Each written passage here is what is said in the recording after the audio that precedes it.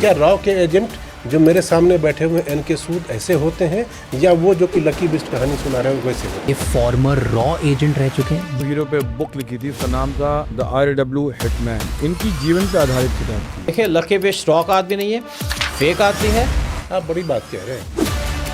Lucky Bisht धक्के नकली की आदमी। चोट पे कहता हूँ मैं, किसी भी रॉ के आदमी से पूछ लीजिएगा, आप विक्रम सूद से पूछ लीजिएगा। फिर कार्रवाई क्यों नहीं करती? आपके पास AK-47 है? मैंने कहा वो तो मैंने नहीं भी तो आपसे पूछा आप पूछा, लेकिन मैं आपको एक भी कहा था कि मेरे पास है कुछ, मेरे पास पेन है, पेन में साइनाइड लगा हुआ है।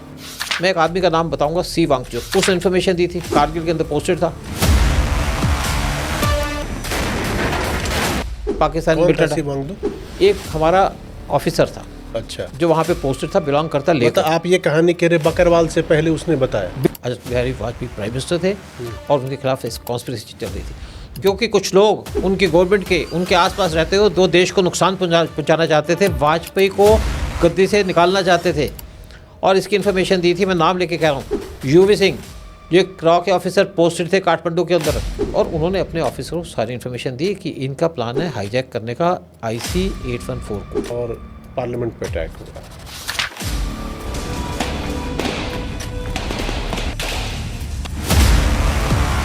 इतना बड़ा हमला हो गया, आप कहाँ थी इंटेलिजेंस एजेंसी?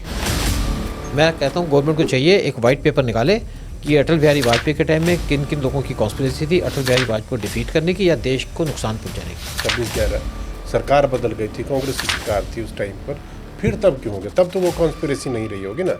आपको ये भी पता होगा 2010 में कांग्रेस ने 25 टेररिस्टों को छोड़ दिया था, जिसमें से एक शाहिद लतीफ़ भी था, जिसने बाद में पठानकोट अटैक किया। क्यों छोड़ दिया भाई? तो अब मोदी जी के कार्यकाल पे आते हैं। 2014 में मोदी जी प्रधानमंत्री बने हैं, और उसके बाद 2016 में पठानकोट का हमला होता है। उसके 6-8 महीने बाद फिर उरी में हो जाता है। फिर उसके थोड़े दिन बाद, 2-3 साल बाद, जो लोकसभा चुनाव था उससे ठीक पहले 14 फरवरी 2019 को पुलवामा में हमला होता है। 2025 पिछले साल 22 अप्रैल को पहलगाम की घटना हो जाती है। ये चारों जो मैंने इंसिडेंट बताया, आतंकी हरकत जिसके पीछे सीधा सीधा पाकिस्तान का हाथ था, वो नरेंद्र मोदी के कार्यकाल में हुआ है। अब तो ये माना जाना चाहिए कि हमारी जो इंटेलिजेंस एजेंसी ने जो जानकारी दी होगी, उस पर रिएक्शन कहीं मजबूत कहीं स्ट्रॉन्ग, और उस पर लोगों ने अटेंशन दिया होगा। बावजूद इसके फिर एक के बाद ये जो मैंने 4 आपको इंसिडेंट बढ़ेगी नहीं, ये कैसे हुए?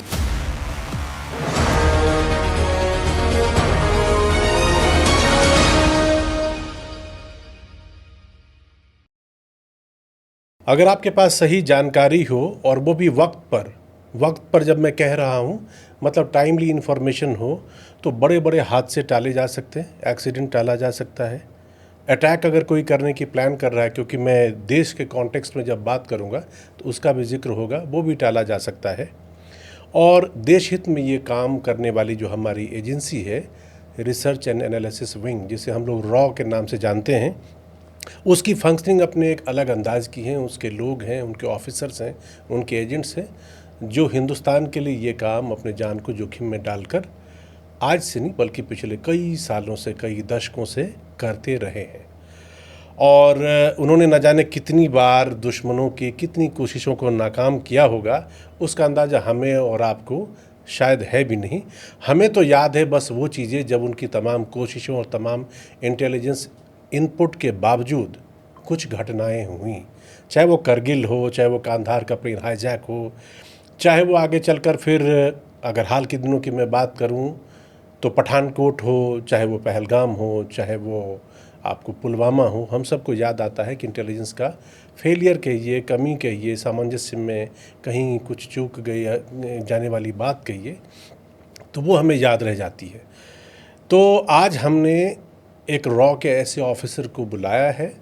आप सब उन्हें जानते हैं, आपने उन्हें देखा होगा, आपने उनकी कहानियाँ भी सुनी होंगी, जो हमको और आपको और हम दोनों और कनेक्ट के जरिए लाखों करोड़ों लोगों को बताएंगे कि एक्चुअली इंटेलिजेंस इनपुट वो किस तरह से आगे बढ़ाते हैं।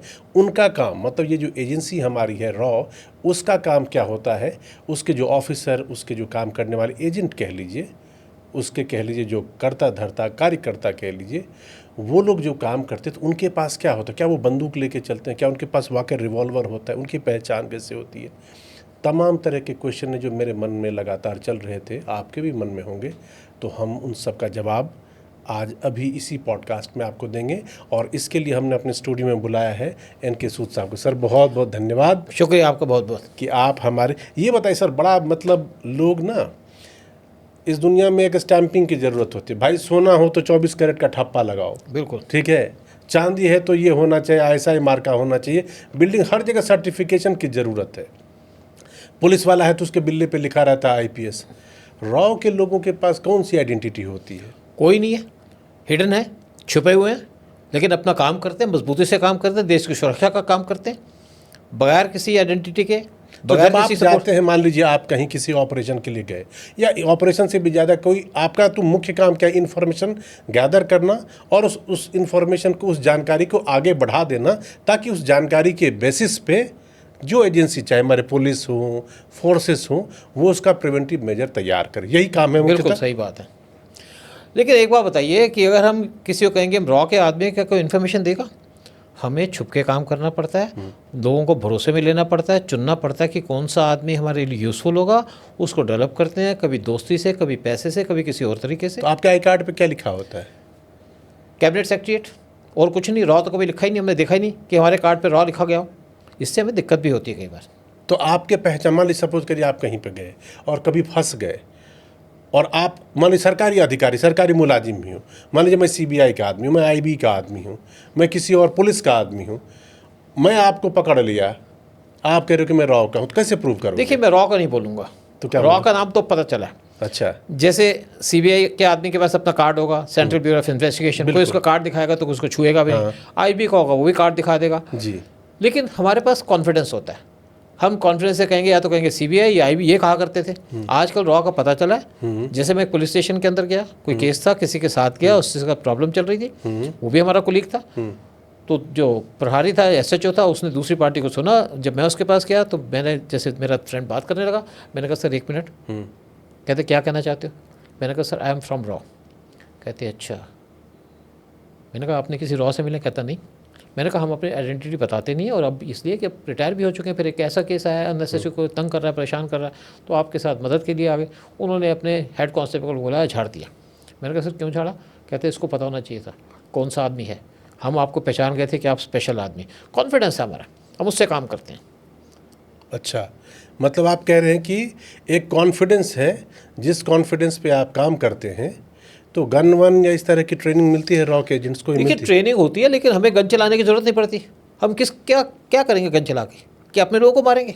हमारे जो लोग होते हैं बॉर्डर पे पोस्टेड होते हैं, बॉर्डर पे हमें देखना होता है कि चाइना वाला तो नहीं घुस रहा, क्या कोई पाकिस्तान की तरफ से मिलिटेंट तो नहीं आ रहे। अगर हमको इन्फॉर्मेशन मिलती है तो हम इन्फॉर्मेशन पास ऑन कर देते हैं अपनी एजेंसी को। एक आपको बताऊं कि कश्मीर में हमारा एक फ्रेंड पोस्टेड था, GK नागर, फील्ड ऑफिसर था। उसको खबर मिली कि वहाँ पे 60 मिलिटेंट आ रहे हैं, 90s की बात है। उसने इमीडिएटली जाके ब्रिगेडियर को खबर दे दी, क्योंकि आर्मी वाले हमारी पहचान जाते हैं कि हम कौन है। ठीक है, तो 60 मिलिटेंट को मार दिया गया। हाँ, ये जरूर है कि उस आदमी को कोई क्रेडिट मतलब एक RNW मतलब रॉ के एक इंटेल के आधार पर 60 देश के दुश्मनों को ढेर कर दिया गया। बिल्कुल जी।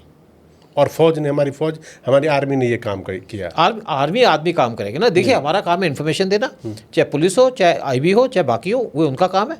हम फॉरेन के अंदर रहते हैं, फॉरेन से भी इन्फॉर्मेशन गैदर करते हैं, अपने सर्वाइवल की बात भी करते हैं। कई बार हमें फोर्सिबली डिफेंसिव होना पड़ता है, कई बार ऑफेंसिव होना पड़ता है। ये हमें मौके की नज़ाकत के हिसाब से काम करना पड़ता है, और ये देखना पड़ता है कि कहीं हम एक्सपोज ना हो। अगर हम गोली चला देंगे तो हम एक्सपोज हो जाएंगे। कोई हमारे खिलाफ केस फाइल कर दे कि आपने गोली चला दी, तो कौन बचाएगा हमें? हम चलते हैं अपने कॉन्स्टिट्यूशन के हिसाब से। आपको पता है सर, मैं ये सवाल क्यों पूछ रहा था शुरू में? पिछले कुछ दिनों से, जैसे अपना ये पॉडकास्ट हम और आप बात कर रहे हैं इत्मीनान से, ऐसे मैंने बहुत सारे पॉडकास्ट देखे, और उसमें एक सज्जन जो हैं लकी बिस्ट, उसके बड़े सारे वीडियोस देखे, और वीडियोस में जो बहादुरी जो लोगों ने उनको बताया, जो उनके बारे में कहा, उसमें ये कहा गया कि वो रॉ के भी एजेंट हैं, कमांडो भी हैं, फलाने हैं, बहुत सारे उनके परिचय दिए गए। उन परिचयों में से एक परिचय रॉ का भी था, और तमाम तरह के ऑपरेशन, बंदूक गोली चलाने की बात थी। ज़रा मुझे लगता है कि थोड़े बहुत कहीं क्लिप आपके नज़र में भी आए। मुझे ज़रा लकी बिस्ट के बारे में बताइए, क्या रॉ के एजेंट जो मेरे सामने बैठे हुए NK सूद ऐसे होते हैं, या वो जो कि लकी बिस्ट कहानी सुना रहे हो वैसे होते हैं? देखिए, लकी बिस्ट रॉ का आदमी नहीं है, फेक आदमी है, किसी ने उसको प्रोजेक्ट किया हुआ है, या करप्ट आदमी है जो अपने आप को रॉ का एजेंट बता रहा है, कभी कहता है मैं एसपीजी का हूँ, कभी कहता है मैं एनएसजी का कमांडो हूँ। देखिए रॉ का आदमी रॉ का होता है, एनएसजी एसपीजी का लेना देना नहीं है। हो सकता है इसने कहीं जगह काम किया हो और वहाँ से खबरें चुरा करके उल्टी सीधी खबरें फैला रहा हो। ये फेक आदमी है, गलत खबरें फैलाता है। ऐसा कोई भी नहीं होता, मैंने कोई नहीं देखा। मेरे यहाँ पे आज 10,000 से ज़्यादा लोग इस टाइम पे रॉ से रिटायर हो चुके हैं, किसी ने तो गोली नहीं चलाई, मैंने भी गोली नहीं चलाई। आप बड़ी बात कह रहे हैं, बिल्कुल बड़ी बात कह रहा हूँ, बड़ी बात आप कह रहे हैं कि लकी बिस्ट फर्जी आदमी है। फर्जी आदमी है, लकी बिस्ट धक्के नकली की आदमी। चोट पे कहता हूँ मैं। किसी भी रॉ के आदमी से पूछ लीजिएगा, आप विक्रम सूद से पूछ लीजिएगा, क्योंकि इस टाइम पे 4 आदमी जो रॉ के वो टीवी पे आते हैं। एक है विक्रम सूद जो रॉ के चीफ थे, तिलक देवेशर जो स्पेशल सेक्रेटरी थे, वो भी आते हैं टीवी पे, अच्छी अच्छी बातें करते हैं। फिर राणा बैनर्जी वो भी कभी आया करते थे। फिर एक और आदमी है आर के यादव, वो रॉ के हैं, या मैं रॉ का हूँ। मैंने छठा आदमी कोई नहीं देखा। किसी ने एक शर्मा का नाम ले दिया, उसको प्रोजेक्ट करके रॉ का प्रोजेक्ट करके उसको खबरें देनी शुरू कर दी, वीडियो बनानी शुरू कर दी। फेक आदमी है, फेक प्रोपेगेंडा करते हैं। और जो मीडिया है उसको इनको सपोर्ट नहीं करना चाहिए। किसने मुझे पूछा कि रॉ क्यों नहीं इस पर क्वेश्चन उठा था। देखिए रॉ का मैं काम भी पूछने वाला था। हाँ। एक तरफ आप कह रहे कि लकी बिस्ट फर्जी आदमी है, लकी बिस्ट नकली है, उसके दावे गलत हैं, रॉ में काम करने वाले लोग ऐसे नहीं होते हैं, तो फिर कार्रवाई क्यों नहीं करती? देखिए रॉ का मतलब नहीं है कार्रवाई करना, रॉ छुप के रहता है। पहले तो रॉ की बिल्डिंग का नहीं पता होता था, कहाँ बिल्डिंग है। अलग अलग बिल्डिंगों में रॉ के लोग रहा करते थे। मुझे कोई रॉ नहीं कहा आप काम करिए, लेकिन मैं देश की सुरक्षा के लिए, देश की भलाई के लिए काम करता हूँ। मैं ये नहीं कहता उसको मार दिया, फलाना मार दिया। अननोन गनमैन अपना काम कर रहे हैं। अगर लकी बिस्ट को इतना शौक है तो जाए पाकिस्तान के अंदर और दिखाए अपना जौहर वहाँ पे। देखिए रॉ का काम है देश के बाहर काम करना, देश के अंदर काम करना नहीं है। बॉर्डर पर हमारे लोग होते हैं देश की सुरक्षा के लिए, लेकिन जो इन्फॉर्मेशन आती है उसको शेयर कर देते हैं, जो एजेंसीज हैं उनको पास कर देते हैं। ये नहीं कहते मैंने गन चला दी, मैंने इसको गोली मार दी। ऐसा कोई रॉ का आदमी काम नहीं करेगा। अगर लकी बिस्ट ने कहा कि मैंने किसी को गोली मार दी तो नाम बता दे, और अगर किसी दिन इसने कुछ गलत बात छेड़ दी तो मुझे लगता है कि कंप्लेंट की जाएगी तो पुलिस इस पर एक्शन लेगी। अच्छा, तो लेकिन जो फिल्म में भी जैसे धुरंधर अभी आई थी थोड़े दिन पहले, उसमें भी हमने देखा कि इंडियन एक एजेंट की ही कहानी चल रही है। तो वो एजेंट क्या रॉ कर रहा होगा या किसी और चीज़ का? अगर उस तरह के एजेंट की मैं बात करूँ, आप सोच लीजिए कि वो एक फिक्शनल कैरेक्टर ही, मैं असली नहीं मान रहा हूँ, लेकिन एक दिखाई दे रहा है कि हिंदुस्तानी है जो कि ट्रेन करके गया है, और वो तो उस तरह के एजेंट क्या रॉ के होते हैं या कोई और एजेंसी के? किस तरह से ट्रेन? लेकिन इंडिया में तो काम नहीं कर रहा, नहीं, इंडिया बाहर ही काम कर रहा है। बाहर काम कर रहा और दूसरी बात है धुरंधर ने क्या दिखाया उसके अंदर, अननोन गनमैन का कहर दिखाया, कैसे वहाँ मिलिटेंट को मारा जा रहा है। और यही खबरें आप देखते हैं पाकिस्तान के अंदर कि अननोन गनमैन कैसे मार रहे हैं। मैं ये नहीं कहूँगा रॉ का काम है, लेकिन हमारे कुछ दोस्त हैं जो काम कर रहे हैं, और ये काम कर रहे हैं हमारे देश की सुरक्षा के लिए, देश की भलाई के लिए। जितनी भी मिलिटेंट एक्टिविटी इंडिया के अंदर, चाहे IC-814 की हाईजैकिंग हो, चाहे पठानकोट अटैक हो, चाहे उरी अटैक हो, चाहे बालाकोट, चाहे पुलवामा अटैक हो, वो लोग मारे जा रहे हैं जिन्होंने इस अटैक के अंदर पार्टिसिपेट किया। और अननोन गनमैन देश का भला कर रहा है, हमारा भला कर रहा है। आज पाकिस्तान के अंदर बहुत से ऐसे लोग हैं जो हमारे देश को सपोर्ट करते हैं, इंडिया को सपोर्ट करते हैं, इंडिया की इकोनॉमी को सपोर्ट करते हैं, PM मोदी को सपोर्ट करते हैं। लेकिन मैं ये नहीं कहूँगा कि रॉ का काम है। लेकिन धुरंधर में जो कुछ भी दिखाया गया बहुत मतलब आप नज़दीक कह है। रहे हैं कि स्पाई होना यानी जासूस होना, एक अननोन गनमैन होना जो कि बाहर में जाकर, जो हमारा दुश्मन मुल्क कह लीजिए या हिंदुस्तान के बाहर की कोई भी सरजमी हो जहाँ पर हिंदुस्तान के अगेंस्ट काम करने वाला कोई बंदा है वो, और तीसरा रॉ का एजेंट या रॉ के ऑफिसर जो बाहर में काम करते हैं, तीनों 3 डिफरेंट तरह के लोग हैं और वो तीनों एक दूसरे से मेल खाते हुए नहीं। ये कह रहे हैं बिल्कुल नहीं, बिल्कुल। देखिए मैं बहुत सी कंट्रीज़ में रहा हूँ, जा तो रहा हूँ बहुत सी कंट्रीज़ के अंदर। कोई बंदूक लेके तो गए नहीं, कोई किसी को धमकाया तो है नहीं।